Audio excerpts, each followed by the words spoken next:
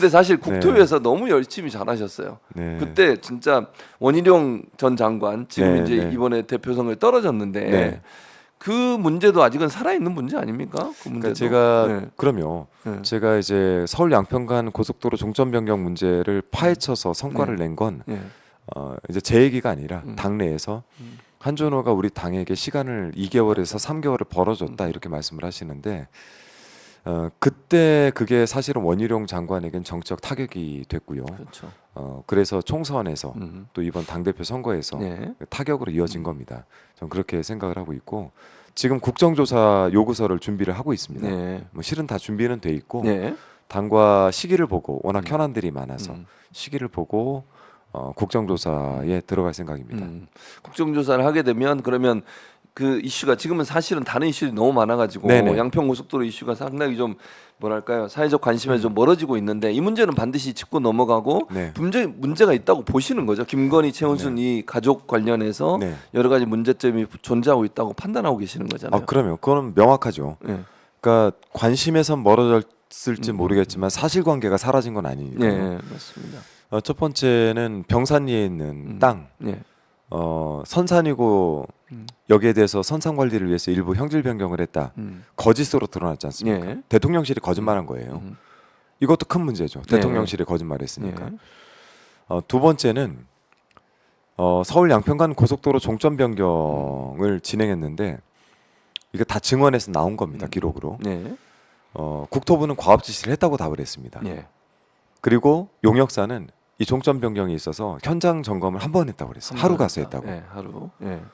2년간 예탈한 건 어떻게 용역사가 무슨 재주로 그걸 하루 가서 종점을 불가능하죠. 변경합니까? 그거를. 네. 근데 그때 참고를 했던 게 양평군 김성교 때 만들어 놓은 네. 양평군 2030 양평군 기본계획서라는 네. 건데 여기에 예타가 원 종점 양서면으로 진행되고 있을 때 지금 바뀐 종점 강상면으로 종점을 틀어서 그려놓고 있습니다.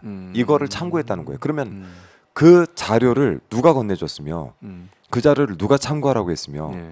국토부는 그걸 알고 지시를 했는지 이런 것들을 이제 밝혀내면 되는 겁니다.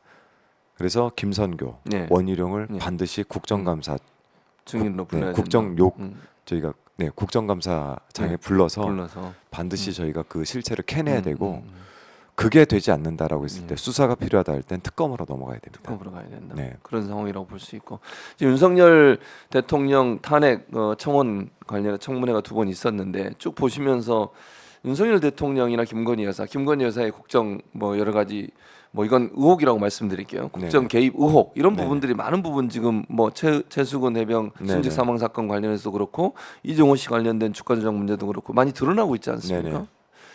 예전에 예. 우리 정부에서 예. 만일 그런 일들이 한 건이라도 있었으면 있었다면 난리가 저는 났겠죠. 이미 정부가 끝났다라고 생각합니다. 그렇죠. 그런데 어떤 사안에서도 음. 윤석열보다 나타나는 이름은 김건희입니다. 그러니까요. 그러면 국정농단인 거예요. 지금 상태는 이 국정농단 상태를 이대로 방치를 할 것이냐. 예. 그래도 좀 합리적으로 접근하자니 예. 그러면 특검이라도 한번 받아봐라. 예. 진짜 그런 거죠. 국정농단인지 아닌지 한번 아니, 보자. 거기, 예. 지금 이러는 거 아닙니까? 예, 맞습니다. 네, 그래서 이 사안을 피하는 거, 음. 본인 가족 문제와 관련한 네. 특검을 피하는 거는 네. 제가 볼 땐 이거는 정권이 끝나고 나서도 굉장히 큰 문제가 될 것이다.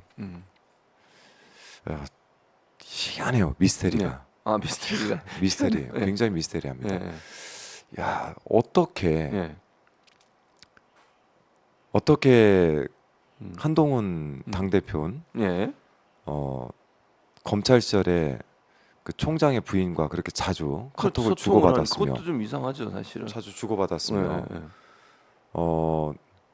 모 언론사 기자에게 내가 동훈이한테 연락할게 음. 라는 말을 쉽게 할 수 있으며 그리고 지금 드러나는 여러 가지 의혹들 주가 조작도 그렇고 명품백 수수도 그렇고 이러한 사람들의 그 도덕 불감증에 걸린 사람처럼 대통령이 옹호를 하고 있고 예.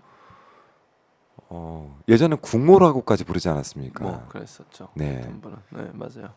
그런 일들을 보면 김건희 여사의 여러 연관성들이 너무 여러 곳에 자주 나오니까 이게 그래요. 그냥 넘어가기 좀 어려운 문제 같아요. 그럼 그러면 김건희 특검법이 반드시 필요한 상황 아니겠습니까? 저는 이 정부가 해놓은 게 아무것도 없는데 음.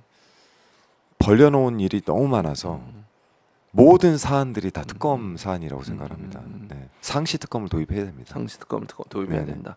그럼 지금 이제 최혜병 특검법도 그렇고 특검법은 이제 재의결에 다시 부결이 됐지만 민주당은 그러면 이 특검법보다 더 강한 특검법을 지금 발의를 또 한다는 거죠? 뭐 어쨌든 최혜병 특검은 반드시 해야 된다는 입장을 명확하게 가지고 있는 것이죠. 네. 네.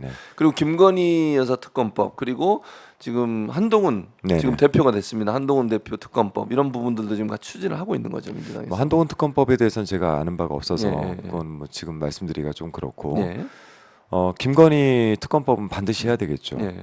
지금 이 나라를 어지럽게 하고 있는 김건희란 이름 자체에 대해서 국민들에게 명확하게 이 사안들을 알려드릴 필요가 있다고 생각합니다.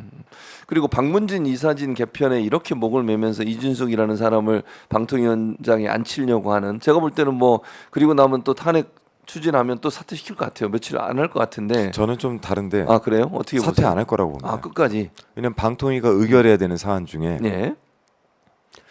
이제 12월까지 가면서 이제 KBS 이사, 네. 그렇죠. 뭐 EBS 이사, EBS 이사, 그다음에 이제 재승인 재승인까지. 요 정도가 남아 있는데 MBC 재승인 있죠. 그렇죠. 이제 재승인 문제가 남아 있는데 네.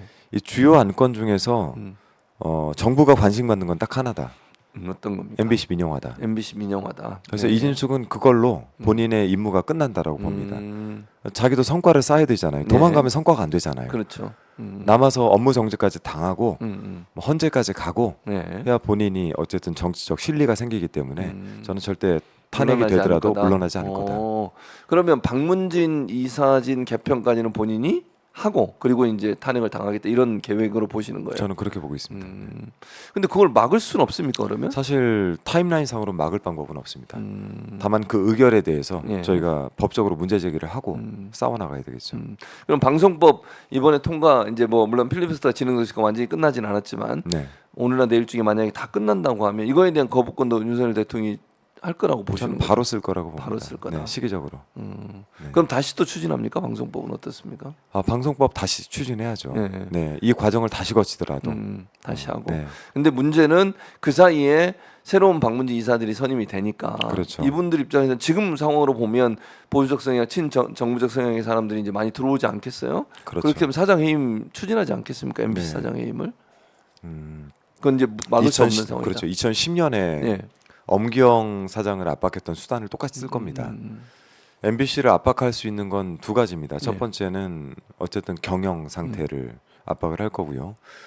근데 경영 상태는 방어를 하려면 방어를 할 수 있습니다. 예. 두 번째는 방심위에서 예.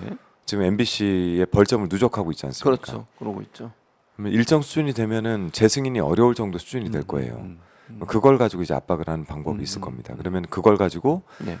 주총에서 의결을 하겠죠. 네. 사장 해임을. 그러니까 MBC는 공영방송이지만 예. 사장도 공영방송 사장 구조로 뽑지만 그렇죠. 주식회사이기 주식회사로 때문에 돼 있죠. 사장 해임과 관련돼서는 네. 주총 의결로 가능합니다. 음. 그래서 다른 곳에 비해서 이 정치적 부담이 별로 없는 상태에서 사장 해임이 가능하기 때문에 좀 굉장히 정말 풍전등화입니다.